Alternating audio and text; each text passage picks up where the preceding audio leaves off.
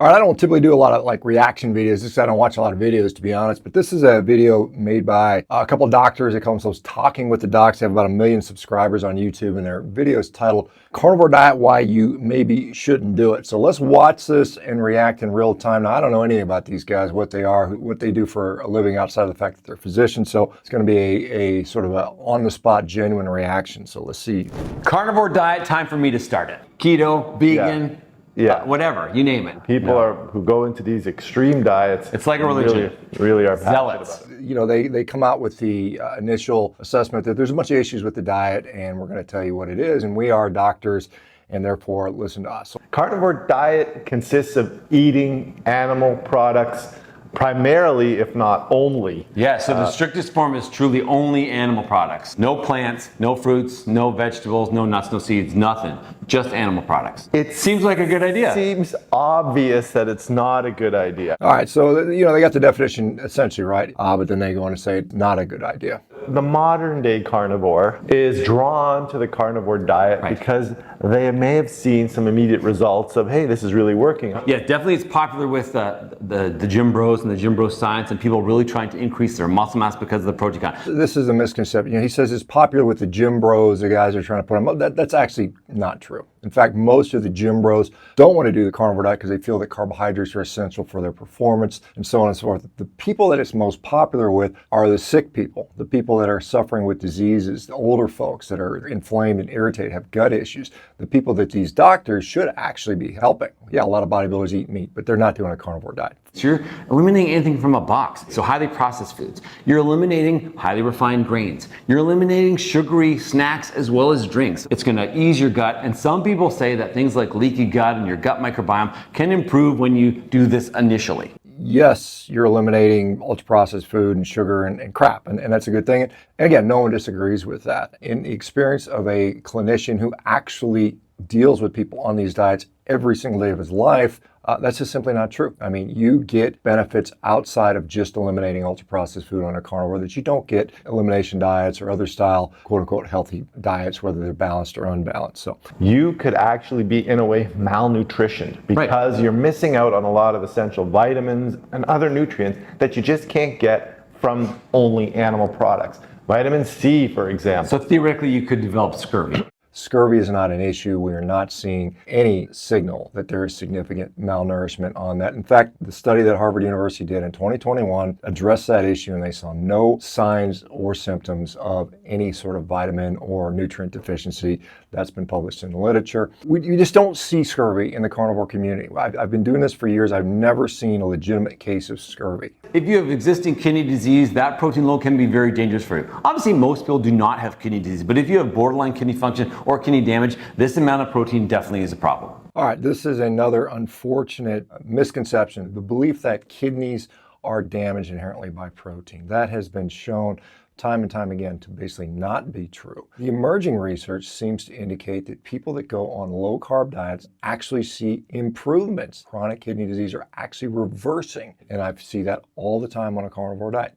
Another thing is if you're like me and your body has a problem with cholesterol, and you make too much cholesterol, or your cholesterol levels are a little bit high, a heavy animal-based diet will increase your cholesterol levels. First of all, the assumption that a heavy animal-based diet is going to significantly raise your cholesterol is just unfounded. In fact, a really nice meta-analysis looking at 41 randomized controlled trials done by Adrian Sotomoda, published in January 2024, showed that saturated fat consumption had very little impact on cholesterol levels in people on low-carb diets. What had a significant impact was how lean a person got. That is to say, if you get leaner and leaner, you might see your cholesterol start to rise, which is a very different situation. And there is controversy as to how much saturated fat is going to increase your levels of LDL, or the bad cholesterol, and it's linked to heart disease. We have videos about this. That will increase your risk of heart disease. Where the controversy comes in is if you take medicines to reduce that, are you going to live longer? And again, there are a lot of variables that are at play when it comes to cardiovascular disease. There are multiple risk factors. A carnivore diet can specifically eliminate and lower the majority of them. I'm not the type of guy that says we ignore cholesterol. If your cholesterol goes up on a carnivore diet, we need to look at some things. Okay, another issue with the carnivore diet is an issue with constipation. Unfortunately, if you're a diet that has essentially zero fiber, constipation is going to become a very big problem. Constipation will definitely be a problem on a carnivore diet, according to this doctor. Now, what I will tell you, again, if we look at the 2021 study published by Leonard et al.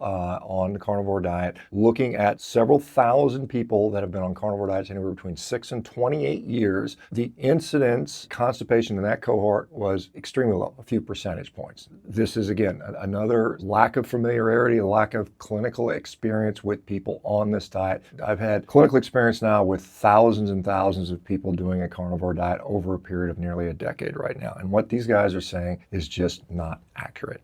A lot of people who believe in the carnivore diet will say that there are chemicals in plants that actually are bad for you. These are these exact same compounds that have been shown to reverse aging or reduce aging, like resveratrol, things like in grapes and other plants. If you are on a carnivore diet, you are still getting phytochemicals. You are still consuming them because when an animal, specifically a cow, goes out and grazes in a field and has a much opportunity to eat different plant compounds than we do because they can tolerate it better than we can, they actually accumulate those materials, those compounds in their tissues, and we eat them, and they're very bioavailable. So you're still getting phytonutrients in your beef. There's a great paper written by Stefan van Vliet that shows this very nice. It was a paper talking about phytonutrients found in grass-finished beef, and it shows that there's a pretty significant amount there anyway. If you are a carnivore lover and you really love the carnivore, please organize a randomized control trial and please show us somehow that A, it's going to help in the short term, but B, more importantly, the long term. This is my big fear for these people. If you do it for a month and you lose 20 pounds and you feel better, great. But 20 years from now, your risk of heart disease and cancer and other medical problems are going to be very significant. All right, so this is hypocritical the way he mentions. He says there's no research on this particular dietary strategy, but I know for sure in 20 years you're going to get this or that because what? Because what research are you basing that on? At best, you could say is we just don't know. We're not going to tell you what to eat and what not to eat. We're just reviewing some of the literature about the carnivore diet. Be careful with people that promote this diet because a lot of people are selling you stuff. So beware of someone that's selling you a book or that's selling you a supplement. And if you have to take a ton of supplements to deal with your crazy diet, maybe it's not a good diet. He says if your diet requires a bunch of supplementation, it's probably not a very good diet, i.e. veganism, right, for one example. But he also says if someone's selling you something, if they're selling you pills or books or programs, you should take that with a grain of salt. And yes, I have a book called The Carnivore Diet. I don't make a whole bunch of money on that, but I mean, I can tell you that these guys who work in the modern healthcare system, the allopathic healthcare system, are selling you something. The modern healthcare system is no different. They work at a hospital. That hospital is marketing to patients like crazy. They are selling to those patients, and those guys are the beneficiary of that sales force. Don't trust an influencer on YouTube. Don't trust these guys either. Don't trust anybody, right? Do your own research. Verify. If somebody is suggesting you do something, you don't need to buy my book to eat meat. You don't need to join Revero to get healthy. I think it can be beneficial. You should be able to independently verify for yourself that whatever you are attempting or whatever you're listening to, it actually works. I'm not a big fan of diets in general, but I think you should have a good diet. All right, so the guy says, I'm not a fan of diets in general, but I think you should have a good diet. And then he can't define what that is. And this is what most physicians do. They're like, well, just eat a balanced diet, don't eat the extreme stuff, and that's the extent of their knowledge. They've never worked in a program like I have at Revero where we see people routinely put diseases into remission by using nutrition. I'm sure these are both nice people, they're nice physicians, but they are clueless when it comes to the impact of nutrition on how it impacts particularly things like chronic disease. And this is something that I think is incredibly important. If you are someone that is in that situation where you have a chronic disease or someone check out Revero.com. Our physicians are passionate about how nutrition impacts the body, how lifestyle impacts disease, and are passionate about getting people off medications, putting their disease in remission, treating the root cause, and so on and so forth. So check out Revero.com. Thanks for watching the video. Let me know if you want me to do some more of these reaction videos, what your thoughts are on what these guys had to say, what I had to say. Have a great day. I'm going to go enjoy a steak. Take care.